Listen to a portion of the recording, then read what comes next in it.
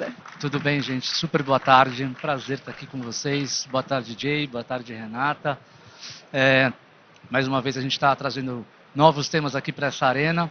E acho que nesse painel que hoje a gente vai conduzir com vocês nos próximos 30 minutos, a Deloitte está trazendo um pouquinho da visão, quer explorar um pouquinho da visão de GenAI de uma forma um pouco diferente, né? A gente sabe que a GenAI está tomando a pauta, a gente nunca viu uma tecnologia de uma forma tão rápida tomar a agenda dos executivos, tomar a prioridade dos investimentos em tecnologia. A gente tem dados aí que a gente está lançando a pesquisa Febraban amanhã que mostram e comprovam isso. Realmente é algo que está na onda, está na crista.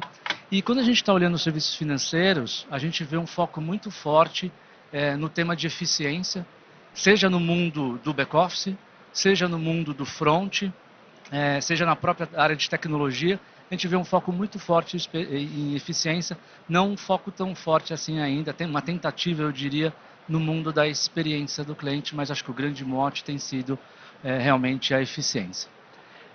E para a gente falar um pouquinho do que vai vir depois, né? A gente está virando ali, acho que a gente está vivendo esse hype, está vivendo um momento de aprendizado, de mobilização, e para a gente poder falar assim, poxa, o que vai vir, né, de próxima onda, o que vai acontecer depois do que a gente está vivendo hoje, é que a gente trouxe aqui no palco tanto o Jay quanto a Renata, que ambos têm uma experiência que não é tão focada em financial services, também conhecem financial services, mas a vida deles, a vivência deles é lidar com projetos de transformação de outras indústrias em grandes clientes do mundo afora, né? A Renata tem uma atuação super importante aqui no Brasil e o Jay tem uma posição super importante ali de atuação na Dell. Rê, eu vou começar contigo para a gente explorar um pouquinho aqui o nosso questionário. E a gente, obviamente, tem as nossas perguntas que a gente já se preparou aqui para elas. Mas acho que quando a gente está olhando essas diversas tecnologias que a gente vê que a gente está num momento ainda de muita experimentação, né? O que realmente, de fato, de concreto, você vê acontecendo, né? O que realmente está ficando solidificado nas instituições ou nas empresas, né, dos diversos setores que você tem acompanhado, com essa onda do GenAI? O que realmente está acontecendo, o que está ficando, o que está se solidificando e quais são os passos que você vê aí de avanço nesse sentido? Biagini, primeiro gostaria de agradecer pela participação nesse evento tão relevante para o setor. É uma super honra poder compartilhar as experiências que nós temos acompanhado junto aos nossos principais clientes. E acho que é importante dizer que nós ouvimos aqui em várias palestras dizendo como a evolução nesses últimos 2 anos foram tão rápidos, além que IA não é de 2 anos, né, mas como tem sido bastante rápido nos últimos 2 anos, e que no último ano se falava muito sobre a questão de experimentação, caso de uso e dificuldade de escalar, e hoje a gente já começa a ver casos muito mais concretos. Então, e quando a gente olha especificamente a nossa pesquisa que a gente vai divulgar da Febraban e também uma pesquisa da Deloitte sobre AI global, feito com mais de 3.000 executivos, o que a gente vê é que 80% das empresas já usam IA em alguma escala, mesmo que seja em fase de experimentação. Importante dizer que o Brasil não fica atrás, né? Na questão principalmente no setor financeiro, a gente vê uma maturidade e um avanço até maior do que outros países, onde na nossa pesquisa da Febraban a gente vê aqui que 65% das empresas estão numa fase de experimentação, mas já tem 30% das companhias com alguma questão de IA em produção. Pode ser casos mais limitados, a maior parte mais limitado, e 10% mais em larga escala. Agora, também é importante dizer, eu vou falar várias estatísticas aqui, antes da gente falar de casos concretos, porque eu acho que isso também é bem interessante, e o Guerra comentou também no painel ali dos CIOs, que muitos desses experimentos comprovam ganhos, em torno de 11%, e parece que tem 40% das empresas da nossa pesquisa, da Febraban Brasil, que mostra que esse ganho foi superior a 30%. Então, agora um outro ponto importante. Desses casos de uso, somente 30% vão entrar em produção nos próximos 6 meses, que é a grande dificuldade de você conseguir realmente colocar em produção a IA.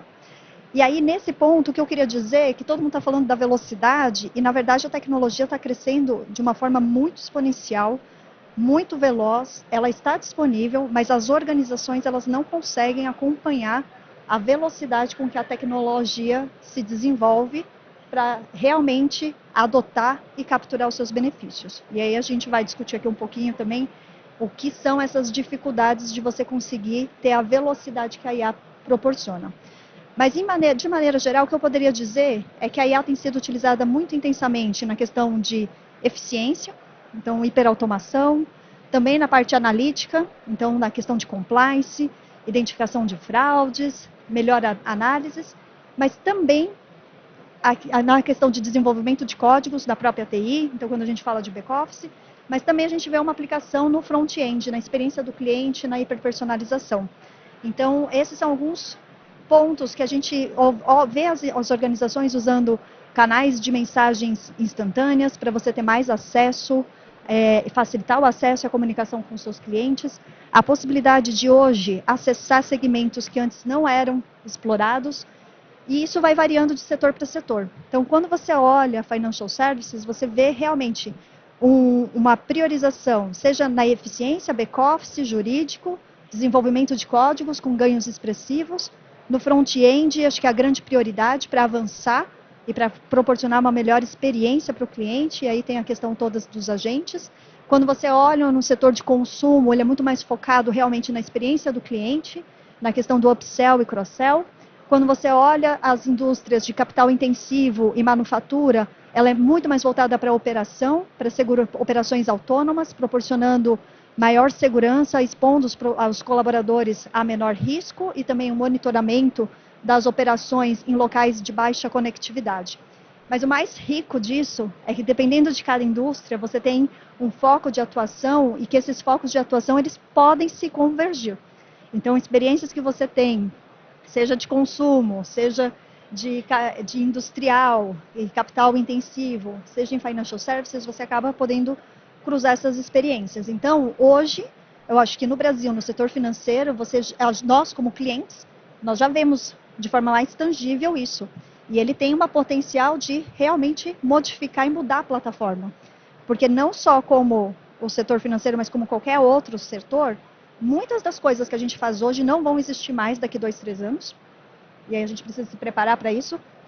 O canal físico provavelmente vai ser totalmente ressignificado. Novas funcionalidades vão ser necessárias, novos players e um ecossistema diferente que vai se configurar.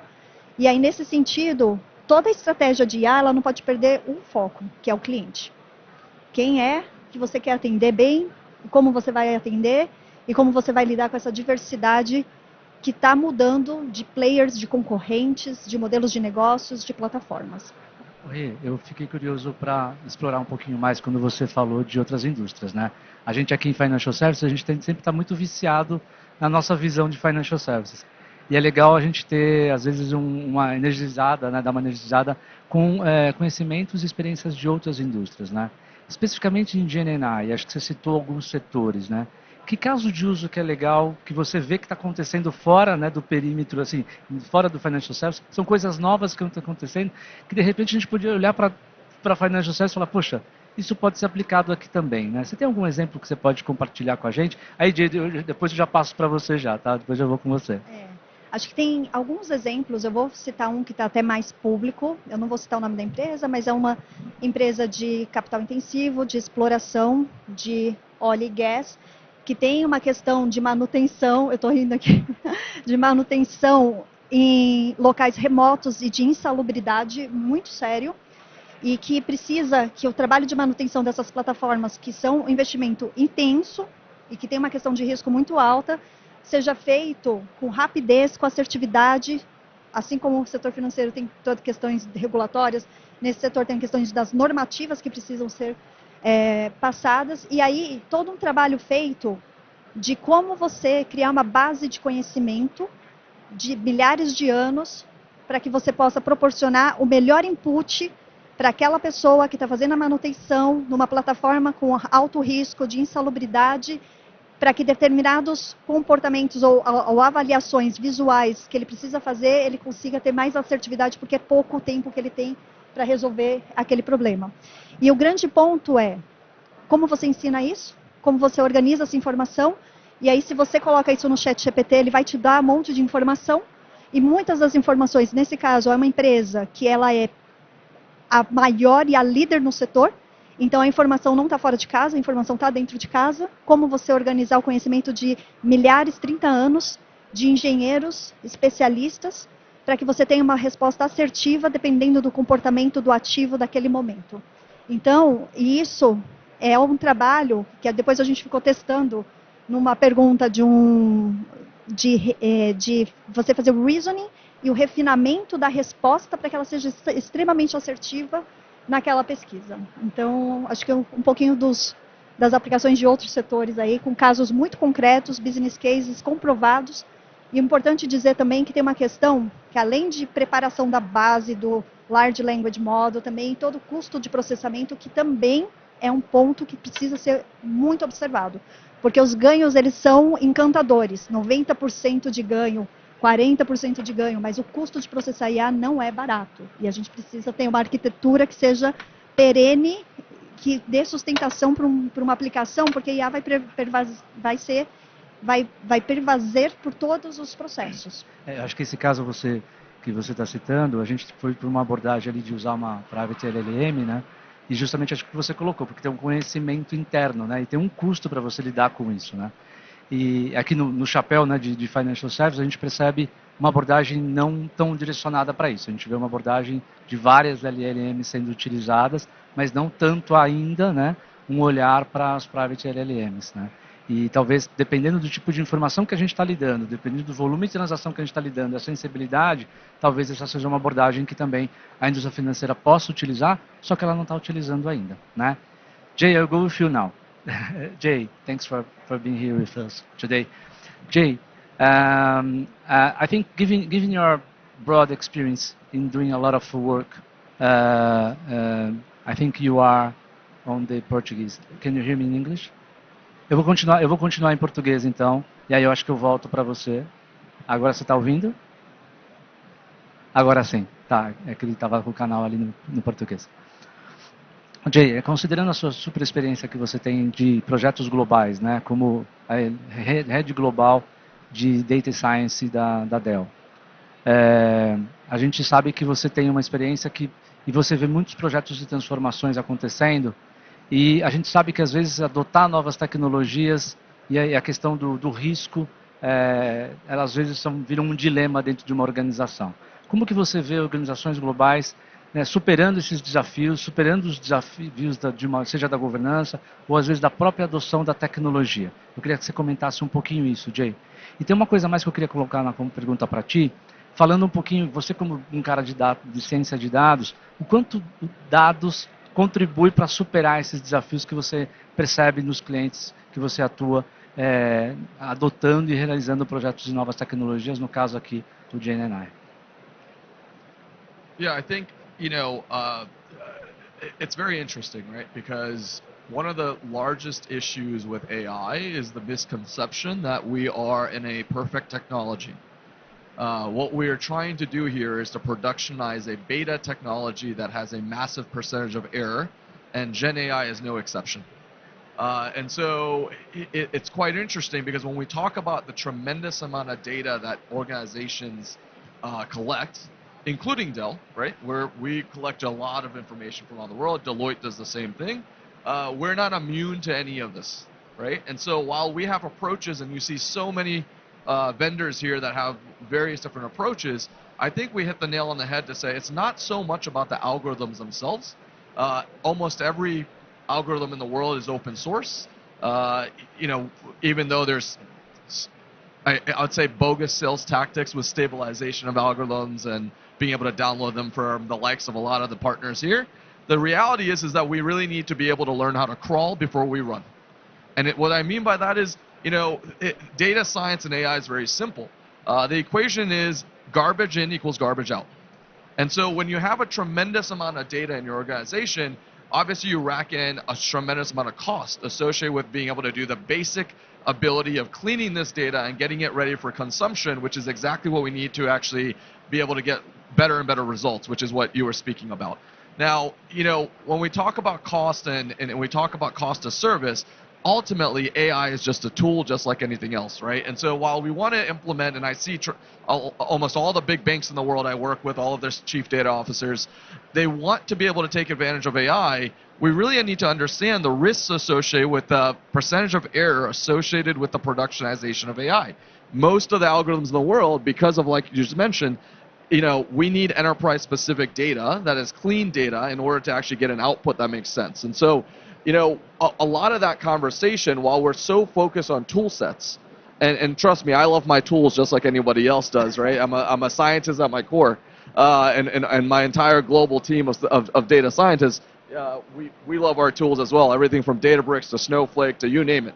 The reality of the situation is if garbage goes into a tool, garbage comes out. And this is where we really have to start thinking about what does it mean to manage data differently.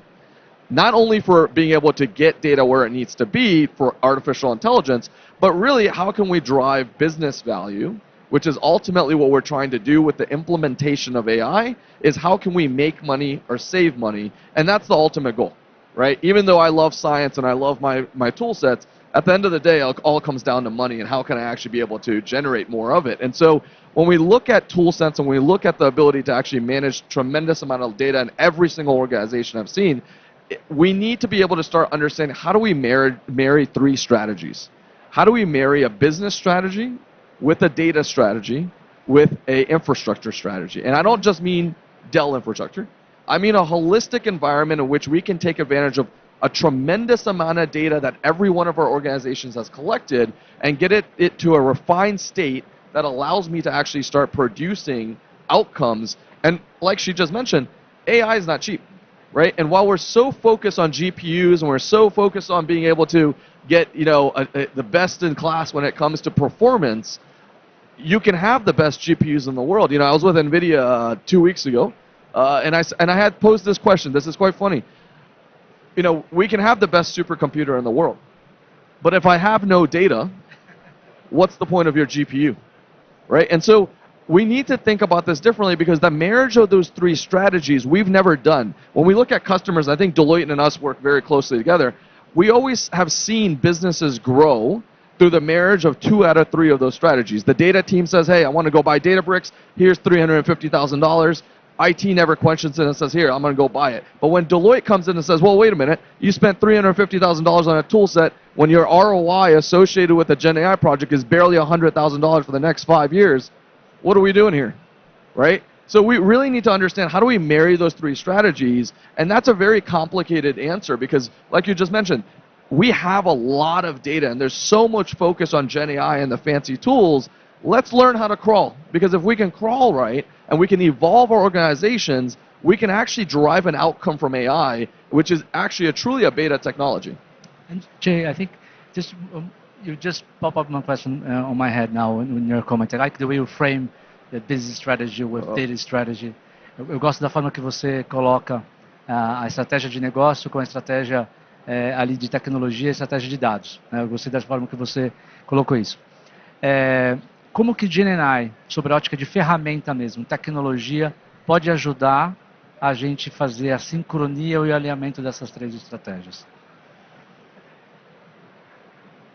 I think I caught half of what you said because I wasn't getting the translation, but you said, are there any tools to match those three strategies? Isso. Yeah, so isso. I think that we have to get out of our head when it comes to marrying tool sets.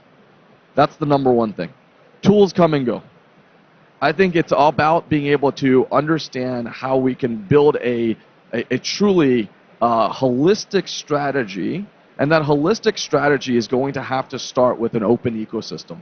Why do I say that? Because when we look at AI and the evolution of AI, there was no such thing as one tool fits all, right? We see this currently, right? OpenAI is a phenomenal platform, like you were just mentioning, but what's next, right? And so for us as a business, we want to make sure that we're deriving the maximum output when it comes to AI, but in order to actually be able to do that, we need to actually break some of the historical foundational investments that we've made.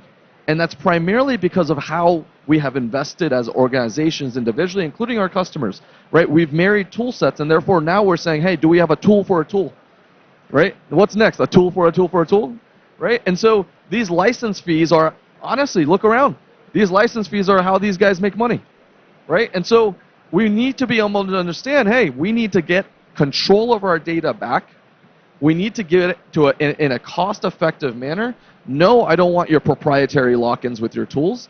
I want a ground foundation of true data, that's real data, that my business can use on a day-to-day basis to make decisions. And if we want to use AI, then we now have a platform that allows us to do so. And that's actually what we've been doing, selfishly at Dell as well. We happen to have a portfolio of being a data company to be able to break free of some of these silos investments, because there is no such thing as one tool fits all, including Dell. We can't solve everything, right? But the combination of being able to work together, and that's what science is how can we work together and being able to take bits and pieces and building a strategy where we can marry those three strategies and be able to evolve together as humanity. And Brazil's a perfect opportunity, because I think, having seen and met with most of the customers of Brazil, Dell happens to be a very large global player, just like Deloitte. One of the things I found is there is appetite for change, not just from an ability to make money, but to actually be able to provide a better service to our community here in Brazil. And the way we're going to be able to do that is to be able to think about this completely different, not toolset oriented, but outcome oriented. How can I drive outcomes faster, cheaper, easier? Forget about the tools, forget about the platforms. Let's make sure we reduce the cost of service so we can actually change our community together. Thank you. Eu ia comentar alguma coisa. Eu ia comentar sobre a questão falar. dos dados, porque, e aí, Jay, a gente tem também algumas avaliações que quando você está num ambiente controlado, o seu MVP, e os nossos clientes falam assim, olha, o grau de assertividade é mais de 90%. Mas quando você vai em escala, o grau de assertividade cai para uns 50%. E isso é muito grave. Dependendo do tipo de interação e uso que você for fazer. Por quê? Porque realmente não existem dados suficientes. Pode até existir, mas talvez não da forma estruturada. Numa roda de conversa com CISOs também foi bem interessante, porque assim, existe todo um dicionário de dados, né? Uma organização de dados. Mas as organizações saberem para que propósito está sendo utilizado aquele dado. Porque quando você tem um modelo federado de inovação e de criação de casos, você também pode ter alguns misconceptions ou algumas interpretações errôneas dependendo da forma como você usa o dado. Então, a questão do dado ela é realmente muito crítica, né? E assim, a gente vê muita questão hoje de assertividade do modelo, de tempo para treinar os modelos. Aqui no Brasil a gente tem uma questão de Open Finance que poderia facilitar muito essa questão de acelerar os treinamentos dos modelos para você ter mais assertividade em ambientes controlados. Mas também tem uma camada de governança e risco que precisa ser muito bem observada para que está sendo utilizado cada dado nos algoritmos que estão sendo construídos. Yeah, and this is quite funny, right? Because we tried to solve this as a community, and we try to get smart by saying, hey, why don't we hire a data engineering company or a data engineering team? And I say this very humbly because my best friend is a data engineer. But data engineering is a cost center. It's not a profit center. Right? And so when I want to be able to derive outcomes faster, like you mentioned, we're so focused on processing power and processing speed, getting to garbage faster doesn't allow me to make any better decisions. It just costs me a tremendous amount of money. And so we need to think about exactly what you said. We need to think about how can we be able to reduce our cost of service, valuable data to where it needs to be. And while we've had these historical buying patterns and historical methodologies, we need to be realistic with them a little bit, right? We need to say, look, we tried these outcomes, we tried these theories that most of these organizations have been trying to put out there, and the only way we're going to be able to do it is exactly what she just mentioned, nail on the head. How can we actually be able to break social patterns in our organizations so we can have a standardized governance model?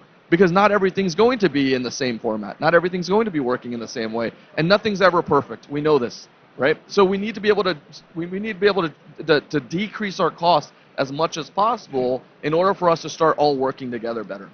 Eu acho que vocês tocaram em alguns pontos aqui super interessantes no painel, né? Eu acho que quando a gente está falando de adoção e aceleração, né? A gente está falando, tem a questão tecnológica por si, da adoção da tecnologia, adaptação da tecnologia, o aprendizado daquela tecnologia, o uso dela, e a gente falou bastante aqui do ponto de vista de como melhorar, otimizar o custo do uso daquilo, né, expandir aquilo, E a gente falou também de alguns outros temas. A gente falou aqui de governança, tocamos aqui uma governança centralizada, descentralizada. E aí, Rê, rapidinho para você, eu queria que você colocasse um pouquinho, e você falou um pouquinho disso na sua primeira fala, queria que você explorasse um pouquinho mais o aspecto de barreiras para aceleração e adoção. Né? O que você está vendo nas outras indústrias, né? Quais têm sido as barreiras dos executivos, né, ou das companhias para conseguir realmente ter um modelo cost-effective, né, que seja technology save, que esteja aí bastante ampliado na organização, mas que você consiga acelerar e escalar. Qual que é a barreira que você vê? Se você quiser nomear uma, pode nomear uma. Eu acho que até ouvindo aqui já várias palestras, o que o Jay estava comentando, a gente já sabe que é complexo, tem uma questão da qualidade dos dados, tem uma questão do custo do processamento, tem uma questão dos talentos disponíveis para você, da escassez de recursos com conhecimento suficiente para você ativar a tecnologia com a estratégia. Mas para mim a principal barreira não é nada tecnológica, ela é realmente cultural, né?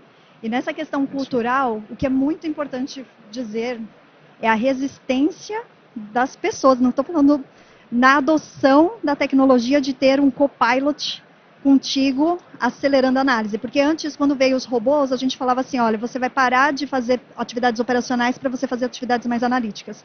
Mas a partir do momento que você tem a IA, você não vai fazer nem as atividades operacionais e nem as atividades analíticas. Então, qual que é o próximo passo? Qual que é o que sobra para o ser humano, né? O que sobra para o ser humano é a criatividade, né? É explorar novas possibilidades, é verificar demandas que não estão sendo atendidas, é elevar a performance. Então, porque a análise do histórico, da projeção, porque desviou, tudo isso vai ser feito e vai ser entregue, né? E aí você vê uma resistência muito grande, principalmente na camada média de gestão, a liderança, talvez com uma visão mais lateral, já adotando e convivendo com isso. Mas na média gerência, principalmente, que você tem a especialização, eu vejo modelos que a gente coloca no ar e que o especialista briga com o modelo. Então, quem é que está certo? E aí, muitas vezes, não é a questão de brigar com o modelo, é você treinar o modelo para deixar ele mais poderoso e você poder liberar seu tempo para você pensar, porque existem muitas oportunidades não atendidas hoje, em vez de você ficar tentando brigar com o modelo. Então, tem uma questão cultural que vai ser uma requalificação das pessoas, que antes a gente era extremamente especialista, mas que hoje você tem que parar, e os casos de uso mais promissores são aqueles que são multifuncionais, ou seja, fora do seu silo e da sua área funcional, extremamente especializado, e você conseguir com que as pessoas quebram esses silos dentro da organização, fora das organizações, fora do seu setor, para realmente entender possibilidades de novas oportunidades e de muito mais progresso. Quer comentar, gente? I just want to leave two things. I loved what she said. You know, I like to joke. Dell has 130,000 employees around the world. That means we have 130,000 opinions as well, right? And I see this every day. I see a data team saying, no, we have everything under control. We have Databricks, we have Snowflake, we have this, we have that. The reality is, if I go to the business and say, hey, can you tell me, is there something that you are currently not able to answer with your current data that you're not getting? And they'll say yes. And I'll say, well, wait a minute. The data team said they have everything. They have the perfect world, right? No, the reality is that siloed investments in data means siloed operational expenses, security expenses, and we're not able to work together. And what's interesting about that is the second point that she had just mentioned. It's not so much about the opinion base and the cultural base. We have to understand what's the hardest part about the productionization of data. By the way, guys, when I say data, AI is a tool. Data in, AI, data out. The outcome of AI is data. We have to do something with that data to drive action that makes us money, right? So the hardest part about the productionization of data is not technology, it's trust. How can I trust that this report is accurate? You're telling me I'm losing $1 million, show me where you got this from. And so in order to actually be able to build trust, this is where some of those barriers and those silos we have to overcome. Acho que o tema de confiança, ele não é só confiança para o cliente final, mas a confiança interna de que aquele dado está correto e aquela análise do que está correto, a gente vai poder utilizar aquilo naquele dia a dia. Eu tinha mais uma pergunta para fazer, a gente vai ter 10 segundos de comentário muito rápido. Na sua opinião, o que vai diferenciar quem vai liderar essa corrida do GNA de quem não vai liderar e vai tirar valor disso? Em 2, 3 palavras. Eu acho que quem estiver aberto a realmente reconstruir, destruir o que os levou até agora e pensar realmente no cliente, no mercado, o que são os gaps que precisam ser sanados. I think who's going to win is the individuals who have the most open mind for flexibility, Fantástico. who are dating every single tool in the world and marrying none of them. And being able to focus on outcomes to understand our business is not to marry any tool sets or technology. Our business is to drive outcomes and use case outcomes, which is how we make money. Fantástico. Rê, obrigado. Jay, obrigado. Obrigado a todos vocês que acompanharam o nosso painel.